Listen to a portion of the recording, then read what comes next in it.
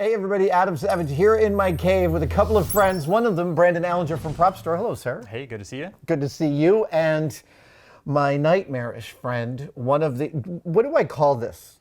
Well, I think warmonger is maybe the technical name, but the Nazi demon. The Nazi demons. The Nazi demons from one of the all-time great movies, American Werewolf in London. These are from the dream sequence as David is slowly turning into a werewolf and famously sculpted by Rick Baker. This is...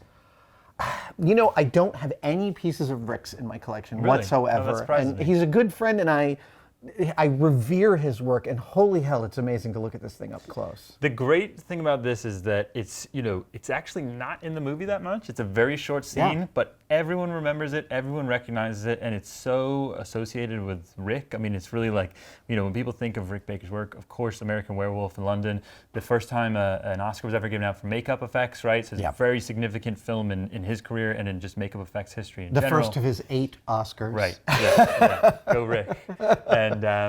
And it's just, as horror fans, this is like an image and an icon in itself, almost as much as the main wolf from American Werewolf in London. There's a great bit in American Werewolf, spoiler alert, in which the dream sequence in which these show up is very intense.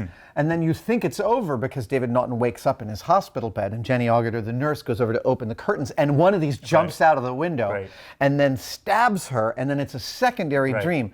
Well, John Landis told me that when he cut the film, he specifically watched people while cutting that sequence, and he watched how it jumped out of the window and reached up to stab her, and people went like this, and he pauses the action in the film so that you wait long enough and you look, and that's when the knife goes in. Oh, really? He's literally tricking you with editing into seeing something you don't want to see to make this dream sequence even more horrifying. That's a good story. Yeah, the dream within a dream. So this is latex, am I right? Yeah, this is regular latex or slip latex, like a standard Halloween mask. So that's part of why it's in such good shape. It's not foam latex. Foam latex, of course, is more stretchy. It's what they put on animatronic masks or makeup appliances, but it breaks down much more easily. And you can see it in lots of old props. It's the cracking. It's it just deteriorates, especially under exposure to UV. Whereas this regular latex, I mean, it's actually still pretty supple. And the downside for use in a film is it doesn't have much life. It doesn't have much movement. But these guys didn't need it based on the way they were shooting and the heavy action. So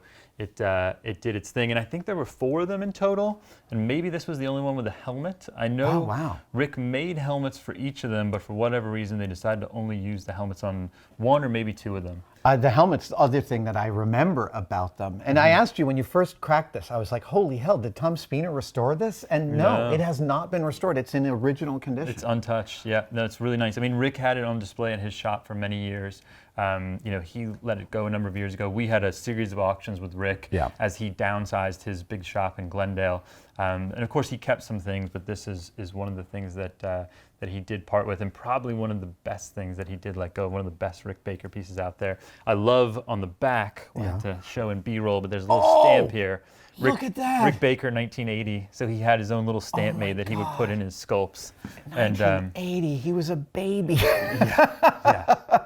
And one of the other great things about that era is that in that era, if it was a Rick Baker film, it was Rick Baker doing the work, like hands-on. He probably sculpted this himself. I don't know that for a fact, but I'd be shocked if he didn't sculpt it or at least block it out. Whereas later, he didn't sculpt as much. I mean, on films like Planet of the Apes, there's so many different individual masks. There's an army of sculptors working on that. Whereas this one, it was like, it is Rick works.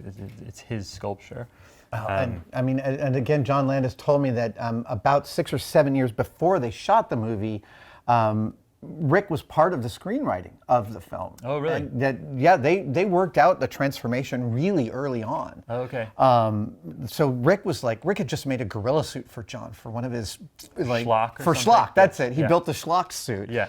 And John had gone to John Chambers and said, could you make me a gorilla suit? And John Chambers said, yeah, you can't afford me, but there's this young kid, Rick Baker, you should hire him. He'll build it for you for a deal. And that started their lifelong collaboration. Yeah. Amazing. I really can't believe how detailed this. Is the helmet removable? I think that it is. We can test that. Actually, I don't know if it can easily we don't want to come pull, off the chin. So it's definitely a separate piece. I mean, you can tell that it will move around on the mask, but you'd probably have to very gingerly get that over the chin. So maybe we won't attempt it right now. We'll leave it be. But the helmet's kind of a work of art in itself with just all the different airbrushing texture that's going on and the holes that have been dremeled out and the scarring in it. And when you watch the film, you can actually screen match it because of all this distressing. And I think the helmets all came out of the same mold, but they were each individually distressed. So you can go frame by frame on the Blu-ray. You can match up all this weathering and teching on the helmet. I can see what's clearly like a Dremel end of like they're doing this. And also, this is clearly the helmet that inspired George Lucas for Vader's helmet. Well, this is one of the German, if you carry these sides down, you're very close to a Vader. I thought you meant this actual helmet from American Werewolf. No. I just made mean several years after Star Wars. Clearly, but now I'm with you. But this helmet, which is, I believe, like an German original design, German type of. That flare. Or maybe it's slightly modified and Rick was quoting Vader, I don't know. Yeah, it's a good question actually. You're right, they either cast a real German helmet or they might have just sculpted it to look like a German helmet. Oh, but it is fiberglass, right? Oh, he's got pointy ears. Yeah, it does look like fiberglass. Yes, I can see the chop layup. They've smoothed it out for the bottom 2.5 inches, but then you can see the chop back there. I worked on Rick Baker's book a couple of years ago, a book called Metamorphosis. It's a beautiful book. And the publisher, Cameron Company, they chose the image of this mask. It's actually the image of the clay sculpture, but it is this character that's on the front of the box set. So, like I say, this is very much ingrained in horror fans' mind as sort of the definitive, or definitely one of the definitive images of Rick's work, which is pretty cool. What is this button in the back? The button...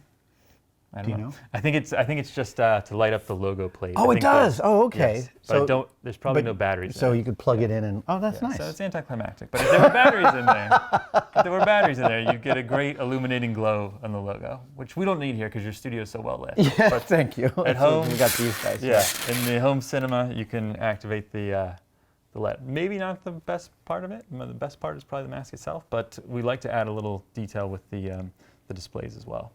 I'm so glad that such an amazing piece is out there and has been so well cared for over the course of its lifetime. Yeah, no, it's, because Rick always had it neatly tucked away on a shelf, it's not like it was crumpled up in the bottom of the box. Sometimes you see real latex masks where they're deformed and they become rigid and misshapen. But this one, it's been nicely stored on a mannequin head its whole life, and it's in really pristine shape because of it. I mean, this is 41 years old.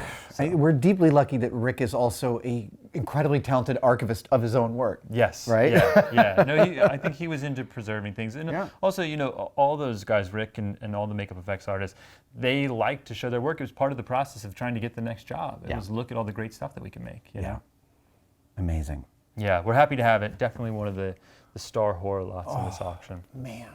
I tried to show American Werewolf to my kids when they were too young, and they still are a little salty about it. Okay. But I did show it to one of my sons last year, so he saw it at 21, and still found it like, whoa! He was impressed how scary it's intense. It's still a really intense movie. It's a real horror movie. Yeah, I went to a drive-in screening of it during the whole quarantine COVID thing. So it was a lot of fun actually. It was fun to see it that way. Brandon, thank you for bringing this by. Hey, I'm happy to do it. A piece.